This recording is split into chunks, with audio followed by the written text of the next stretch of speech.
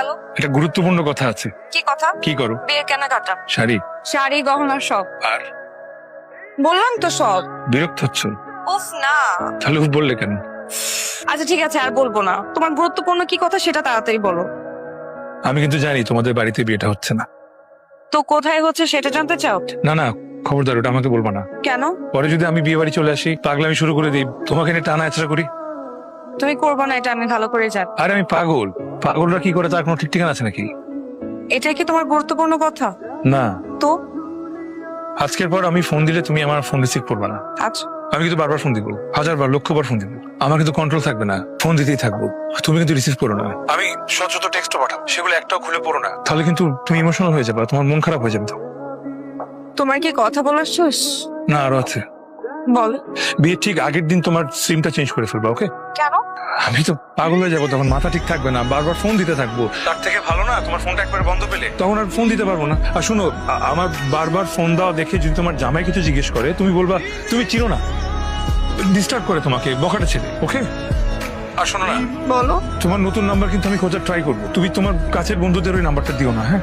আর ওদেরকে বলে দিও আমার সাথে যেন তোমার কোনো ইনফরমেশন শেয়ার না, পারবা তো? আর একটা কথা, কেউ কেউ তোমার কানে দিবে যে আমি সিক হয়ে পড়েছি, তুমি কিন্তু ওটা নিয়ে একদম টেনশন করবে না। আমি সিক হলেই বাকি, বাবা মা মরে গেল তো মানুষ বেশি দিন সিক থাকতে পারে না, তাই না? আমি সিক হলে আমি আবার নিজে থেকে ঠিক হয়ে যাব, এই তো, এর চেয়ে বেশি কিছু তার হবে না। তুমি এগুলো নিয়ে একদম চিন্তা করবে না, ঠিক আছে নবনী? ঠিক আছে। হ্যালো।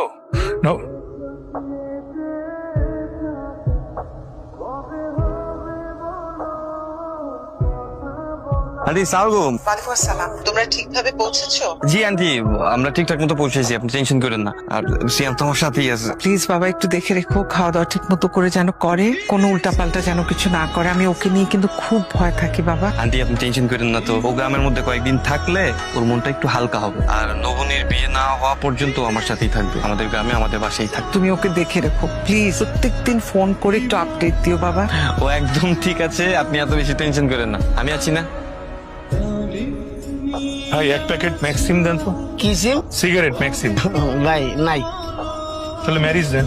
ভাই কি আমাকে গ্রামে নতুন আইছেন? হ্যাঁ, গতকাল কি আসছি, কার বাড়িতে উঠছেন? মিয়া বাড়িতে উঠছি, ম্যারিজ দেন। ভাই গাঁও গ্রামের মানুষ পেট ভরে 2 বেলা ভাতই খাইতে পারে না, 12-15 টাকা সিগারেট খাবো কেমনে কোন? আমার কাছে সর্বোচ্চ যে ব্ল্যাক ডায়মন্ড আছে, চলবে? কত এটা? 60 টাকা দেন। আসগার চাচা, এটা আপনার কেমন আক্কেল? কতবার বলা হয়েছে আমাদের বাড়ির মেহমান কেনাকাটা করলে টাকা রাখবেন না, খাতায় লিখে রাখবেন, বড় চাচা এসে দিয়ে দিবে। জি মা, বলা হয়েছে। এটা জানেন কে?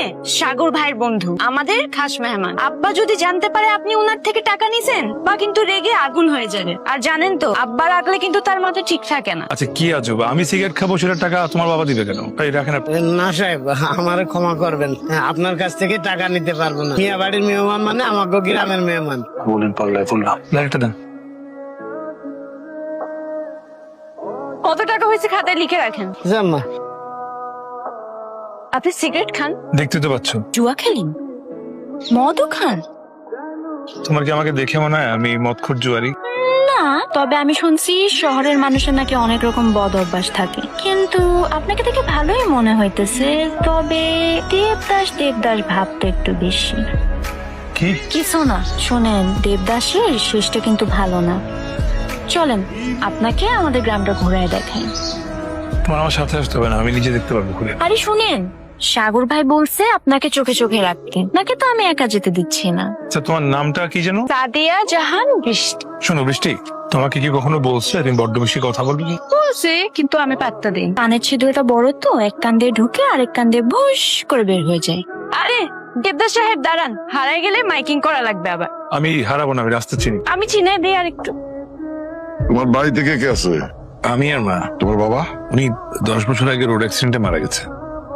ও, মন খারাপ করো না, বাবা মা চিরদিন কারো বাইসে থাকে না। আন্টি কি করছেন? প্লিজ প্লিজ, আমি মাছের মাথা এখন খেতে পারি না। আমি তো সবই খাই, মাছের মাথা আমার অনেক পছন্দ। বড় আব্বা বলছে মাছের মাথা খেলে বুদ্ধি। খালি মাছের মাথা না, বাবা মার মাথা খায়ও তো বুদ্ধি হইলো না। জানো বাবা, শখ করে সায়েন্সে ভর্তি করছিলাম, ইন্টার ফেল মেরে বংশের মান সম্মান উজ্জ্বল করছে। এইবার যদি ফেল মারে না, সোজা বিয়ে দিয়ে দেবো, জামাইয়ের মাথা চিবে আসবে খা।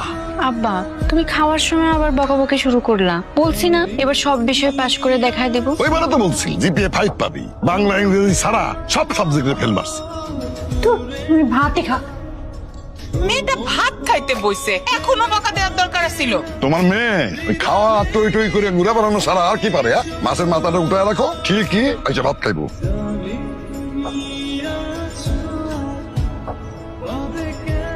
এই বৃষ্টি, তুমি আমার সিগারেট নষ্ট করছো কেন? এটা তো সিগারেট না, বিড়ি। আপনি চা সাদের মতো বিড়ি খান, গায়ে একটা বিচ্ছিরি গন্ধ লাগে। কি করবো, তোমাদের এখানে দামি সিগারেট পাওয়া যায় না তো, আর এই সিগারেট ছাড়া আমার নেশা হয় না। 10 প্যাকেটটা দাও আমার। পালাই দিলাম। আপনি আগে আসবেন না, এখন তার নাই প্যাক। তুমি জানো তুমি একটা অসভ্য মেয়ে। আপনি একটু সভ্য ছেলে। তোমার সাথে কথা বলাই ভুল। আপনার সাথে কথা বলে সঠিক। বেহাইয়া। আপনি একটা লাজুক লতা।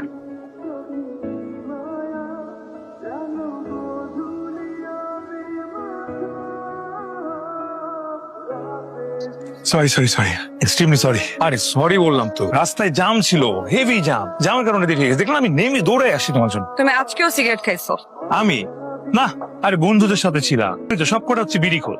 ওরা সিগারেট খাইছে টঙে বসে, ওদের সিগারেটের গন্ধ আমার শার্ট এসে লাগছে এখন। মিথ্যা বলতেছো কেন? তুমি সিগারেট খাইছো, সেটা স্মেল যাতে না আসে এই জন্য চুইংগাম চাবাচ্ছ। তোমার কথা বিশ্বাস হচ্ছে না, বিশ্বাস হয় না। কেন হচ্ছে? কারণ আমি না তোকে খুব ভালো করে চিনি। 2 টান দিছি সজীবের কাছে, বিশ্বাস এর বেশি। আমি তোমাকে এখন এত বলতেছি, তারপর তুমি শুনো না। আচ্ছা এখন যে শুনতেছো না, পরে গিয়ে যখন বুড়া হবা, এই যে লিভার ফুসফুস পচে যাবে, তখন তো ডক্টরের কাছে নিয়ে যেতে হবে। আমি তোমাকে নিয়ে যাবো না, কোনো সেবাও করবো না, বলে তোমার দিলাম। কিচ্ছু করতে হবে না। যার ঘরে এত সুন্দর বউ থাকবে, সে লোক সিগারেট খাবে কেন? সেই লোক তো এই দিঘির মতো গভীর চোখের মায়ায় ডুবে থাকে। বিয়ের আগে না সব ছেলে এই ধরনের কথাই বলে, আর বিয়ের পর ঘরের বউ হয়ে যায়, কাজের বেটি রুহে না। কিচ্ছু করতে হবে না তো, আমার সংসারে পায়ের উপর পা তুলে খাবো। শুধু সকালে আমি 4টা পরোটা খাই, 2টা ডাবল ডিম, দুপুরে মাছের ঝোল বা গরুর মাংস, আর রাতে যদি একটু চিকেন স্টু হয় তাহলে ভালো। উইকলি একদিন বিরিয়ানি। ওয়েট ওয়েট ওয়েট, মানে তুমি বিয়ে করে বউ চাচ্ছ নাকি রান্নার শেফ চাচ্ছ বলো তো? দুইটাই। তুমি হচ্ছে কি আমার পার্সোনাল রান্নার শেফ, আমার ওয়েটার, আমার ক্লিনার, আমার ওয়াশিং মেশিন। এই চুপ, তোমার সাথে আমার ব্রেকআপ। তুই না কোনোদিন আমার সাথে আর যোগাযোগ করবি না, আর আসার দরকার না। তুই যা। আরে সিরিয়াস হচ্ছে কেন? না, দুষ্টুমি আমি করছিস? তোর সাথে ঠিক করবো না। আরে আমার মাকে চিনো না? সে এত ভালো, সে তোমাকে রান্নাঘরে ঢুকতে দিল। আমি কোনো কথা শুনবো। এই এই নবনী,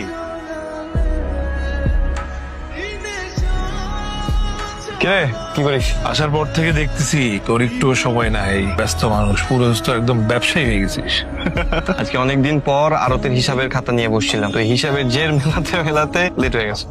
তোর ফোনটা একটু দিবি? হ্যাঁ নে, আন্টির সাথে কথা বল। একটু লকটা খুলে দে। কি করছিস সেটা? আরে ব্লক করলি কেন? তো ব্লক করবো না তো কি? তোর ফোনটা দিছি আন্টিকে ফোন দেওয়ার জন্য, তুই আন্টিকে ফোন না দিয়ে যে মেয়েটা তোকে ছেড়ে চলে গেছে তার ছবি দেখতেছিস।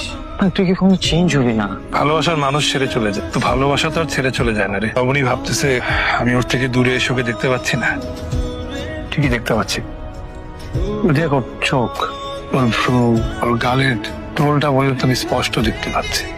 তাই না? আন্টিকে ডায়াল করে দিছি, রিং হচ্ছে। আন্টির সাথে কথা বল। ধর।